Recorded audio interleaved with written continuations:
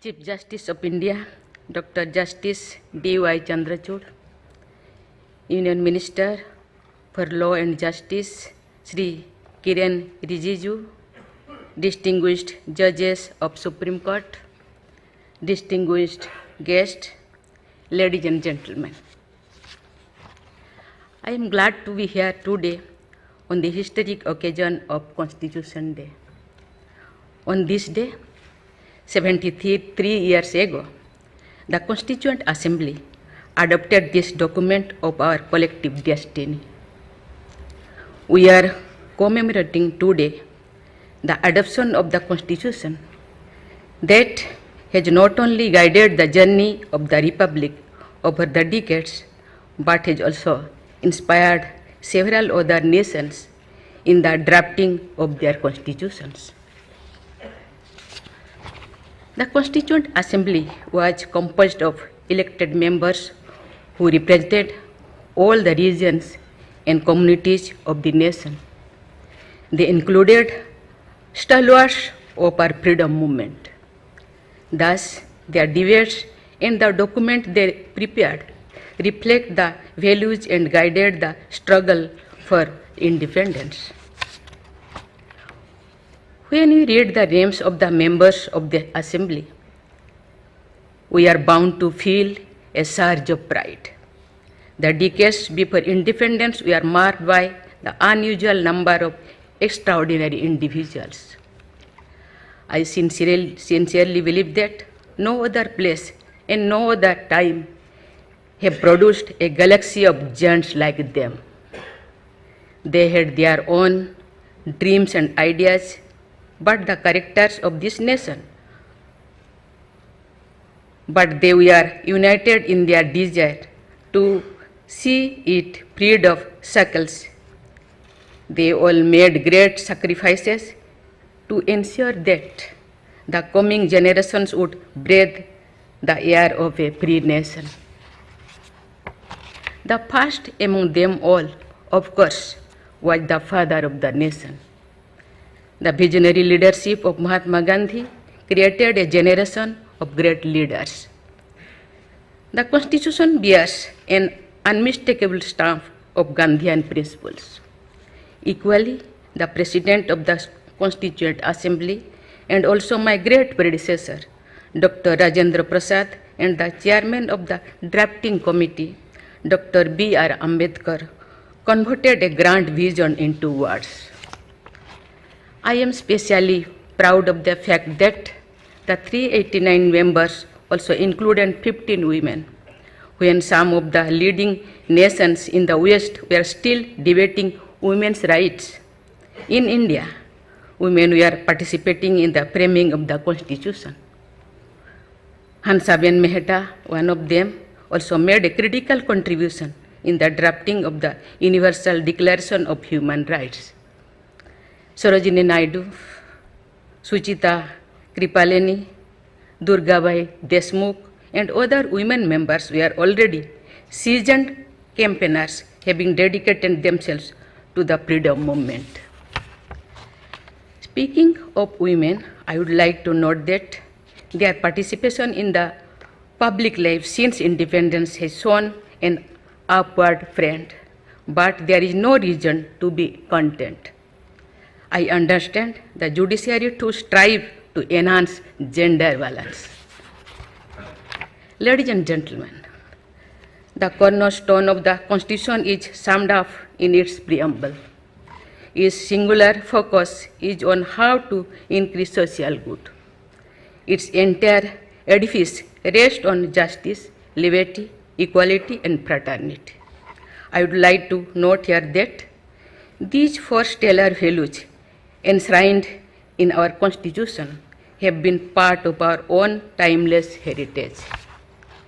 When we speak of justice, we understand it is an ideal and achieving it is not without obstacles. Here, I must mention my immediate predecessor, Sri Ramnath Kovind, who often stressed on the cost of justice. Onus is on all of us to make the process of seeking justice affordable to all. I appreciate the efforts made by the judiciary in this direction. The Legal Aid Society and similar initiatives are worth praising. And so far, individual initiatives to provide legal counseling for free. The question of access often goes beyond cost matters. The Supreme Court of India and several other courts now make judgments available in a number of Indian languages. This praiseworthy gesture makes an average citizen a stakeholder in the process. It can also raise their awareness as well as the quality of public debates. Still, the legal language, its complicated expression and jargon are challenging for most people. I understand that this matter has been debated in the judiciary too. Let us hope the day is not far when more and more people from outside the legal fraternity too will be able to read important judgments. The Supreme Court and several other courts have started live streaming their proceedings, which too will go a long way in making citizens affected stakeholders in the dispensation of justice. Ladies and gentlemen, the Constitution outlines a map for good governance. The most crucial features in this is the doctrine of separation of functions and powers of the three organs of the state, namely the executive, the legislature, and the judiciary. It has been the hallmark of our republic that the three organs have respected the boundaries set in place by the Constitution. Each of three aims, after all, to serve the people. It is understandable that the zeal to be best serve the interest of these citizens. One or the other of the three organs may be tempted to overstep. Yet we can say with satisfaction and pride that the three have always attempted to keep the boundaries in mind while doing their best to function in the service of the people. In this regard, let me note that the Supreme Court has earned a reputation for its superior standards and lofty ideals. It has played its role as the interpreter of the Constitution in the most exemplary way. Landmark judgments passed by this court have strengthened the legal and constitutional framework of our nation. The Supreme Court bench and the bar are known for their legal scholarship. The Supreme Court has been served by judges who have provided intellectual depth, vigor, and vitality necessary to create a world-class institution. I am confident that this court would always remain the sentinel of justice. I wish the Chief Justice and the judges of the Supreme Court the very best for the future. Before I conclude, मैं कहना चाहती हूँ कि मैं जो आप सब जानते हैं मैं एक छोटी सी गांव से आई हूँ जहाँ कोई भी ऐसी मैं जब पैदा हुई थी जन्म ली थी 1958 में, वहाँ कोई भी ऐसे सुविधा नहीं थी। गांव के लोग हम ये तीन लोगों को भगवान मानते थे, टीचर, डॉक्टर और लॉयर्स। टीचर को ओडिया में एक प्रोवर्ब कहते हैं, गुरुं को नो मानिबो नरो गुरु ही न साक्षात ईश्वर। गुरु एक मनुष्य नहीं, ये साक्षात ईश्वर है। और डॉक्टर को भगवान मानते थे क्योंकि वो जीवनदाता है। डॉक्टर और लॉयर्स के पास कितने टाइम लोग जाते हैं जो अब परेशान में होते हैं, दुख में, परेशान में। जिंदगी या उनके पास जो भी हो, धन दौलत ज़मीन जो भी जायदाद देने के लिए तैयार हो जाते हैं कि हम लोग परेशान से थोड़ा पार करो।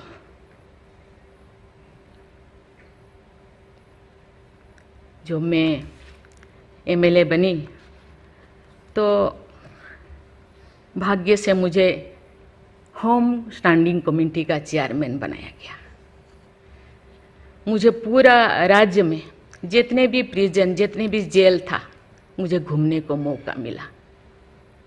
ऐसे नहीं कि मुझे भेजा गया, मैं जानना चाहती थी वहाँ लोग कौन लोग वहाँ होते हैं, क्या करते हैं, क्या खाते हैं, कैसे जीते हैं, कैसे कैसे परेशानी में क्यों, क्या वो गुनाह किया, क्या क्राइम किया, क्यों यहाँ पड़े हैं। कोई 10 साल से, कोई 20 साल से, कोई 25 साल से, कोई 30 साल से जिंदगी वहाँ वो बिता रहे थे। आप सब जानते हैं स्टैंडिंग कमेटी का काम है रिपोर्ट देना। मैंने आके सभी होम डिपार्टमेंट के जितने भी ऑफिसर्स को मैं बुलाती थी, मीटिंग करती थी, डीजीपी को कहती थी, सीएम को जाके अपना जो भी अनुभव मैं बताती थी। थोड़ा बहुत कुछ हुआ, लेकिन जो मैं चाहती थी वो नहीं हो पाया। लेकिन भाग्य से मुझे गवर्नर बनाया गया। इसी तरह की ऐसे पीछे वाला स्टेट में, जैसे कि ओडिशा जैसे पीछे है, ऐसे ही मुझे झारखंड में बनाया गया, गवर्नर बनाया गया। मुझे एक मौका मिला कि सुप्रीम हाई कोर्ट जजों के साथ एक जज यहीं पे, हाई कोर्ट जज यहीं पे बैठे हैं, बोस जी मैंने देख रही हूँ, 4-5 ऐसे चीफ जस्टिस के साथ मुझे काम करने का, वार्ता करने का मुझे मौका मिला।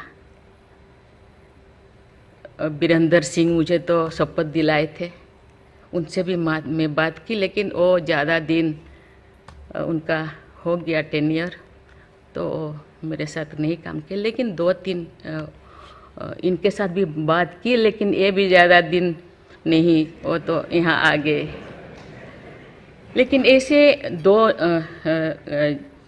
सुप्रीम कोर्ट जज, एक है पीके महंती और एक है डीएन पटेल। डीएन पटेल तो सुप्रीम कोर्ट की जज तो, हाई कोर्ट की ये तो जज तो नहीं बन पाई ये है, तो फिर इंचार्ज थे। लेकिन वो बहुत ही, उनको मैं अप्रिशिएट करना चाहूँगी। मुझे पता नहीं आपका क्या ख्याल है, मुझे तो उनके ऊपर बहुत अच्छा ख्याल है। मैं अपने बातें मैंने कहने लगी, तो क्योंकि मैं थोड़ा उनके लिए कुछ करना चाहिए आप लोगों को, क्योंकि कौन लोग हैं जेल में, कौन लोग हैं, ना उनको फंडामेंटल राइट्स के बारे में पता है, ना उनको प्रिएम्बल के बारे में पता है, ना फंडामेंटल ड्यूटी के बारे में पता है। थोड़ा बहुत कुछ कर दिया, किसी को थप्पड़ मार दिया। आप जानते हैं वहाँ के लोग थोड़ा खाने पीने में, दूसरा चीज़ खाने पीने में माहिर होते हैं, है ना। थोड़ा बहुत कुछ ऐसे कर दिया, किसी को थप्पड़ मार दिया, क्या क्या दफा लगा दिया जो लगाना नहीं चाहिए, लेकिन वो सब, क्योंकि आजकल ऐसे बहुत सारा होता है, तो ये सालों साल उनको छुड़ाते नहीं है। उसका कारण जो भी बचा कुचा है ना घर पे, जमीन जायदाद जो भी अपना यूटेंसिल, वो खत्म हो जाएगा, इसीलिए जाते नहीं, छुड़ाते नहीं। मैंने बोली इनके लिए तो कुछ करना होगा। केवल सिविल जो लोग ये नहीं है, आप जानते हैं गवर्नर चांसलर होते हैं यूनिवर्सिटी का केसेस भी, ये जितने भी यूनिवर्सिटी का वाइस चांसलर, जितने प्रोफेसर कोर्ट का चक्कर लगाते रहते हैं, क्लास में टीचर नहीं होते, क्योंकि रोज चक्कर सालों साल, ये क्या हो रहा। तो मैंने बोली कुछ तो करना चाहिए। लेकिन मैं धन्यवाद देना चाहती हूँ, वहाँ तो अपना एक संस्था बनाया है झालसा, है ना, उसके जरिए वो एक दिन में ऐसे काम किए, दिन रात, एक दिन में वो शायद 5,000 होगा। एक बार पीके मिश्रा उन दिनों यहीं पे चीफ जस्टिस थे, उनको बुलाया गया, एक दिन में 5,000 केसेस वो ख़त्म कर दिया। सेकेंड टाइम फिर ऐसे ही लिए आपका हायर एजुकेशन का, वहाँ का भी उनको लिम का बुक ऑफ रिकॉर्ड में उनका नाम दर्ज हो गया। वो DN पटेल पूरा भागे भागे आई, हम लोगों को किया, मुझे ऐसे करते रहो, क्योंकि उन लोगों को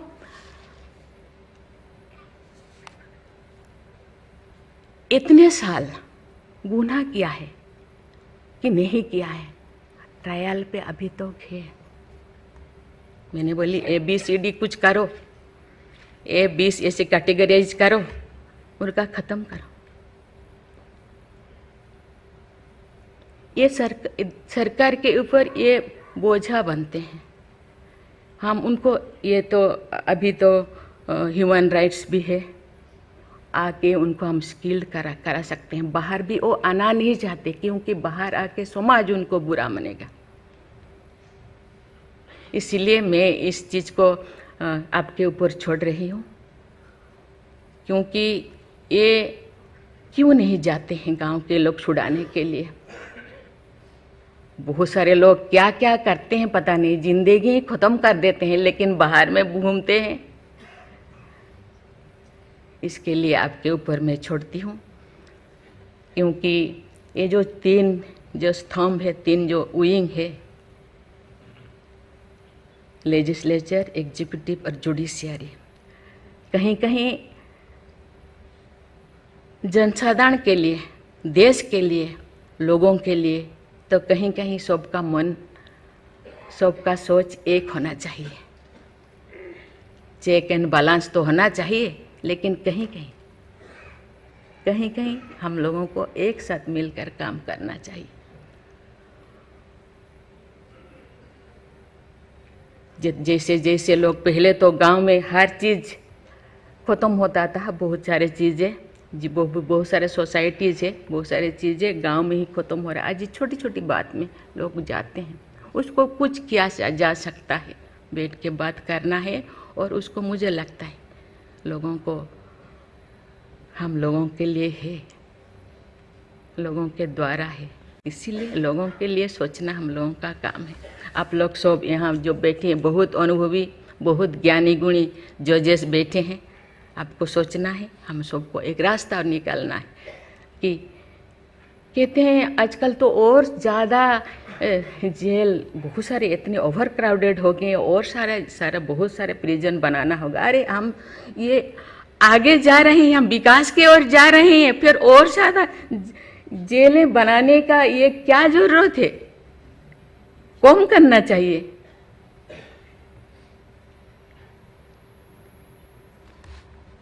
मैं सब आपके ऊपर छोड़ रही हूँ। यहाँ लॉ मिनिस्टर है और आप सब जो जैसे, मैं अपने बात को अधूरा रखी, बाकी जो नहीं बोल रही हूँ वो चीज़ को आप समझिए।